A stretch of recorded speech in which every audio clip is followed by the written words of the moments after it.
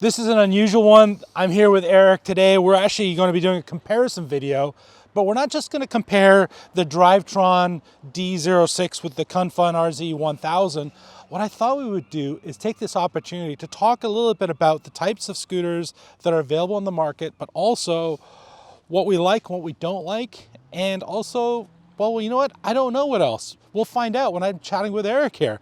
But first of all, I've had Eric ride both of them just for a couple of minutes. I didn't want to do for hours and hours and hours. I just wanted to get his professional thoughts on it. So let's get started. What did you like? What didn't you like about both? Let's start off with the CunFon. You rode this one last. I did, yep. What did you like? What did I like? I loved the, again, I'm big into smoothness of ride. Quality of ride is always a big factor for me. Okay. And that's generally made up of the amount of cushioning over bumps, so suspension, and the electronics. Yeah. The acceleration or lack thereof, how smooth that is. In this case, the electronics scored high for me. Smooth ride. It feels like a sine wave controller. Not sure if it is. I'd be surprised if it is. But, I think it's probably a square wave, but it's still smooth. It was very smooth. Yeah, yeah. It's I liked it too for that similar range. It was kind of comfortable. The brakes are just regular mechanical brakes, which is okay. I realize what they've done here is they've made a real budget electric scooter. It's got a lot of power. It's 48 volts, and it's got fairly sizable battery for the price. Smaller deck size, which is kind of fun when you do the comparisons. And then, so let's switch over then. What did you like about the Drivetron? Well, the Drivetron is actually the opposite in terms of a comfort. So whereas the CunFon had fantastic electronics, the shocks were, reasonably, they're fine. Yeah. Drivetron has fantastic suspension. I mean, it has the same kind of suspension as the larger scooters like the Teverons. Really comfy rides. Feels like a Cadillac, but it's a significant difference. Oh, huge! Like this huge is difference. I call this is okay. This was fantastic. This is amazing. Yep.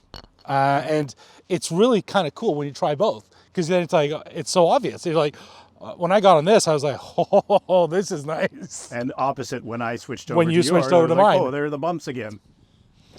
So yeah, if suspension is important to you, this one scores high marks, which is what you get when you've got these hydraulic spring-loaded with. And are they adjustable? These ones aren't adjustable, so. But great comfy ride. But they both, I mean, this one feels they feel a little bit like, this one feels a little bit like it's like the design, the color feels like it's being put together inexpensively, right? Mechanical brakes, still dual motor, still got suspension. And at this price point, it's kind of amazing, I think, that they can put it all together. This one felt a little less, I don't know, it feels a little bit, I don't want to say cobbled together, but less refined, perhaps? Less refined. That's a better way of putting it. Yeah. Well, they've clearly cut some corners here and there. I mean, you look at it as a giant 4-inch display. Yeah. But it's not a TFT display. It's not graphic with pixels. That's it's right. An LED display, just like this built-in one. So they're really kind of identical. But when you look at it, most people say, "Oh, nice, great, big, beautiful it is a big display. It is readable in sunlight." This one, not so as much. Great in the sunlight. Yeah. Although we've got like super fog bank coming through here in the ocean, with the yacht club behind us. This one had lots of power. It had extra things like it had the NFC tags for locking it up, and it had the really nice brakes. Yeah. Brakes. But again, they're no name, right? It's not like a Zoom or a, like. Which is a potential opportunity for someone if they really want to save money and not buy a larger brand name. You can get something like this and put your own, Zoom brakes are inexpensive, but they're really good quality for the money. You can put those on easily enough. That gives you shocks, big battery, and now you'd have good big brakes. And it's not fair to compare, but they're both quick off the line. This is a 60 volt system. This is a 48 volt system. Now, what are your thoughts on that? Like, do you prefer 60, bigger, better? To me, it just comes down to the quality of the ride again. It doesn't really matter. You can build it. Well, here's my take.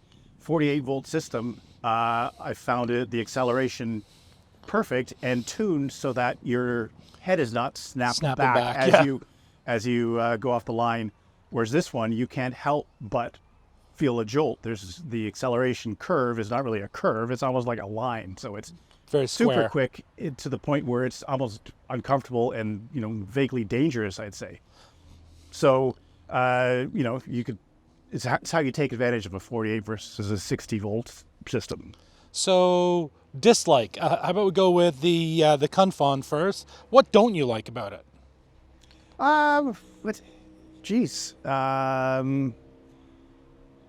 It's really a hard one because for the money, I think they're both decent, actually really good value.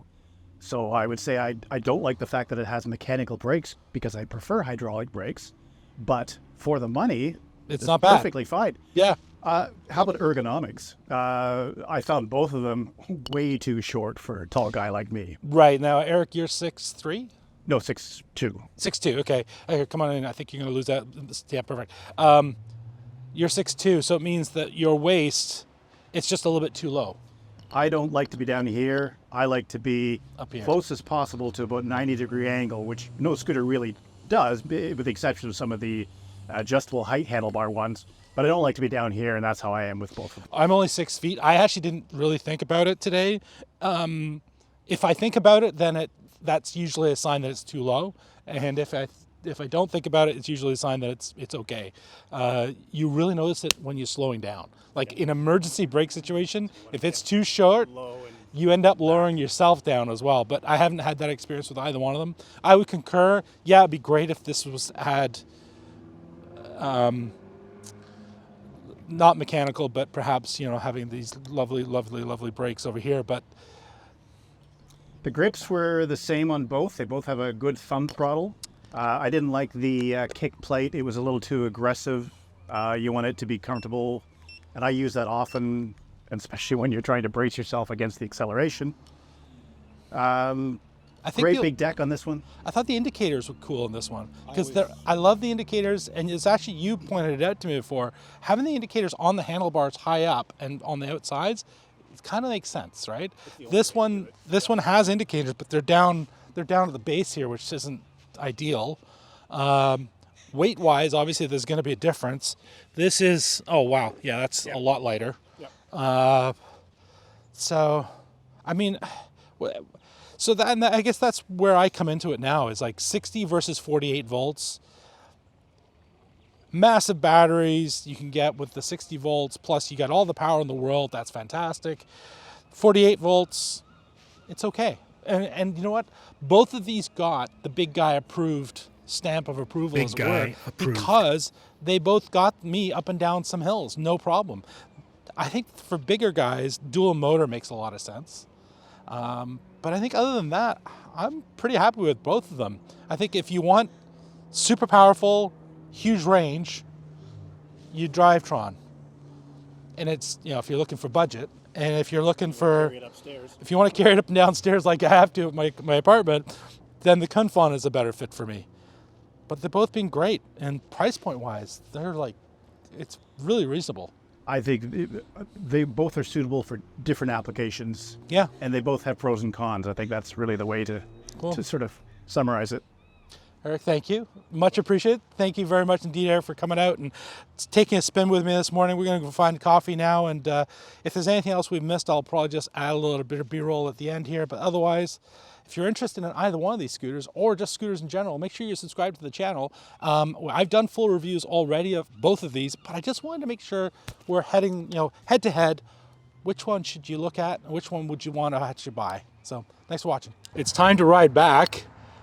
Are we going CunFon or you want the Drivetron? Which one do you want to ride back on? Yeah, I was just thinking about that. It's a tough call. I think I'm going to actually say the Drivetron, just because of that suspension. As much as I hate I wouldn't say hate, much as I dislike the very aggressive acceleration, I'm used to it. I can deal with that. I do very much appreciate a smooth ride, wonderful shocks, so going with the Drivetron. You're going with the Cadillac? Going with the Cadillac. Over the Carmen Ghia? Sure. That's a good way to put it.